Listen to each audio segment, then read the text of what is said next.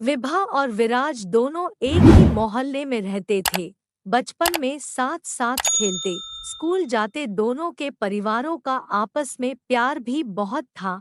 इसीलिए मेला देखने जाना हो, रामलीला देखनी हो या फिर कभी कभार सिनेमा जाना होता तो दोनों परिवार इकट्ठे ही जाते थे।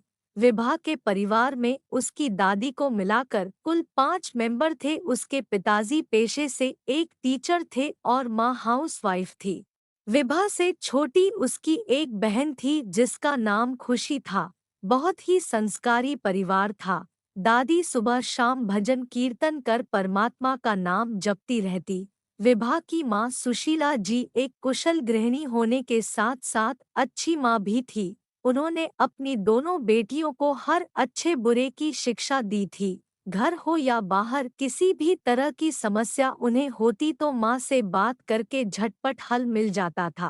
विभा ने 8th में ही तय कर लिया था कि उसे आईएएस ऑफिसर बनना है। पढ़ाई में वो बहुत इंटेलिजेंट थी। उसके परिवार में सबको उस पर भरोसा था कि वो अपना सपना जरूर पूरा करेगी। आंखों में ऑफिसर बनने का सपना पाले विभा बड़ी हो रही थी। मोहल्ले की सबसे सुंदर लड़की थी विभा। लंबे घने बाल, गोरा रंग, खिलखिलाता चेहरा, किसी परी से कम नहीं थी वो। जो उसको देखे बस देखता ही रह जाए। स्कूल में भी हर लड़के की पसंद थी विभा। लेकिन विभा इन सब बातों से बेखबर अपने लक्ष्य की ओर बढ़ती जा रही थी। उसने 12th में पूरे शहर में टॉप करके अपने माँ बाप का नाम रोशन कर दिया। अब उसे आगे की पढ़ाई के लिए शहर से बाहर जाना था। एक बहुत ही अच्छे कॉलेज में उसका एडमिशन हो गया। बहुत सी हिदायतों के साथ उसे हॉस्टल दिलवाकर उसके मम्मी पापा वापस आ गए। घरवाले थोड़े निश्चिंत इसलिए भी थे क्योंकि उनके मोहल्ले का लड़का विराज भी तो उसी कॉलेज में पढ़ता था, जो विभा से 1 साल सीनियर था। विराज के परिवार में उसके मम्मी पापा और एक छोटा भाई था।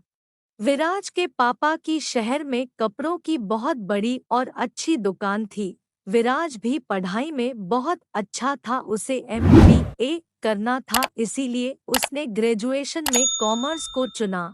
वहीं दूसरी तरफ विभा नॉन मेडिकल की स्टूडेंट थी। दोनों का कॉलेज एक ही था। विराज विभा के बचपन का दोस्त था, इसीलिए विभा दिन में एक बार उससे जरूर मिलती थी। कोई भी प्रॉब्लम होती वो विराज को कह देती। ऐसे ही कॉलेज का 1 साल बीत गया। अब विभा नए माहौल में एडजस्ट हो चुकी थी। वो बहुत मेहनत कर रही थी। कॉलेज में उसकी अलग पहचान बन चुकी थी। इसके कई कारण थे। पहला, एक तो वो बहुत ही सुंदर थी। एक उसकी सादगी और उसकी इंटेलिजेंसी के तो सभी कायल थे। हर कोई उससे दोस्ती करना चाहता था। हर टीचर की वो चहेती थी। अपनी माँ को जब ये सब बताती तो माँ को बड़ी खुशी होती। बहुत से लड़कों के ऑफर वो बड़े सलीके से मना कर चुकी थी। उसका ध्यान बस अपने सपने को पूरा करने पर था। इसी तरह 1 साल और बीत गया। उस दिन विराज का कॉलेज में लास्ट दिन था। वो विभा से मिला और उसे अपने दिल की सारी बातें बड़ी सादगी से कह डाली। विराज ने कहा, मुझे पता है कि तुम्हारी खूबसूरती से इम्प्रेस होकर लड़के आए दिन तुम्हें प्रपोज करते रहते हैं, लेकिन मैं सच कह रहा हूँ, मैं तुम्हारी सादगी को बचपन से ही पसंद करता हूँ। पहले मुझे लगा ये महज एक लगाव होगा जो अक्सर युवावस्था में हो ही जाता है, लेकिन जैसे जैसे मैं मैच्योर हुआ समझ आया कि ये प्यार है। कई बार तुमसे कहना चाहा लेकिन डरता था कि प्यार के चक्कर में कहीं तुम्हारी दोस्ती से भी हाथ धो बैठूं। यकीन मानो, अगर तुम इतनी खूबसूरत भी ना होती तो भी मैं तुम्हें इतना ही प्यार करता। विभा उसे एक टक देखे ही जा रही थी। बीते सालों में न जाने कितने लड़कों को ना बोल चुकी थी, लेकिन विराज का अचानक इस तरह से अपने प्यार का इजहार करना, उसे कुछ समझ नहीं आ रहा था कि क्या कहे। फिर भी विराज को जवाब तो देना ही था।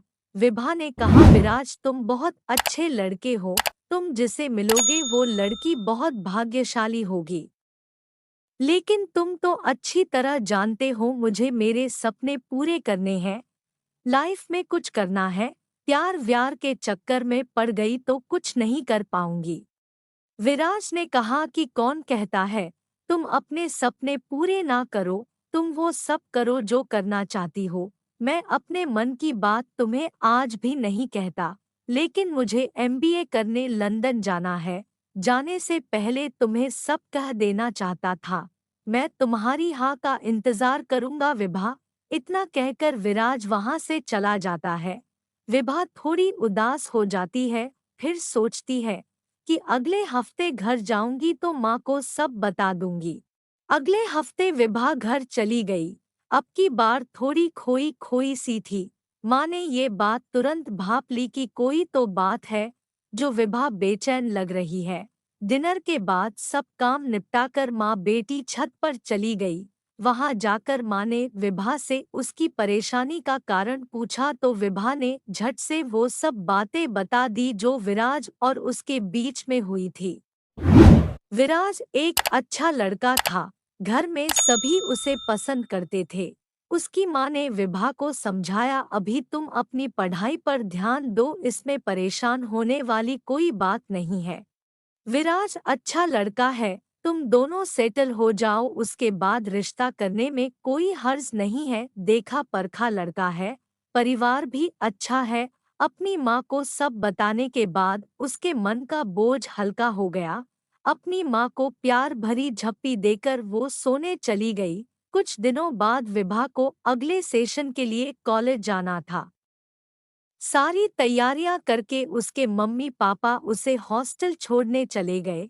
इस साल तो विराज भी नहीं था वहां, इसीलिए उसके मम्मी पापा को उसकी थोड़ी चिंता हो रही थी, लेकिन अपनी बेटी की समझदारी पर विश्वास भी बहुत था।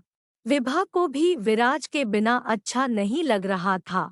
उसने अपना पूरा ध्यान पढ़ाई पर लगा लिया, वो कोई कमी नहीं छोड़ना चाहती थी। कॉलेज का लास्ट ईयर था, वो पूरी तरह पढ़ाई में रम गई। एक दिन सोहेल नाम के लड़के की नज़र विभा पर पड़ी। वो उसकी खूबसूरती देखकर पागल हो गया। अगले ही दिन उसने विभा को प्रपोज कर दिया। विभा ने बड़े ही सलीके से उसे मना कर दिया, लेकिन अमीर घर का इकलौता साहिबजादा तो जिद पर अड़ गया कि उसे तो विभा किसी भी कीमत पर चाहिए। वो हर रोज उसे परेशान करने लगा। विभा बहुत तंग हो गई थी उसकी हरकतों से। वो परेशान रहने लगी थी। इसका असर उसकी पढ़ाई पर भी पड़ रहा था। सोहेल उसे किसी भी कीमत पर पाना चाहता था। जब वो नहीं मानी तो उसने विभा के चेहरे पर एसिड फेंकवा दिया। इस हादसे के बाद विभा की जिंदगी बदल गई। उसने जीने की उम्मीद छोड़ दी। हमेशा हंसती रहने वाली विभा की आंखों से आंसू नहीं सूखते थे। उसके परिवार से उसकी हालत देखी नहीं जाती थी। 2 साल बीत गए, लेकिन विभा तो जैसे पत्थर बन गई थी। उसका आत्मविश्वास खो चुका था। अपने आप को शीशे में देखने से डरती थी। इन्हीं सब के बीच विराज का आना हुआ। जब उसे विभा की हालत का पता चला तो उससे मिलने चला आया। विभा की ऐसी दुर्गति देखकर वो अंदर तक हिल गया। उसने अपने आप को बड़ी मुश्किल से संभाला, बिल्कुल नॉर्मल होकर पहले की तरह बातचीत की और अगले ही दिन अपने मम्मी पापा के साथ विभा के साथ शादी का प्रस्ताव लेकर विभा के घर आ गया। विभा के परिवार वाले उनकी अच्छाई से अभिभूत हो गए। विभा ने विराज से अकेले में बात करने की इच्छा जताई।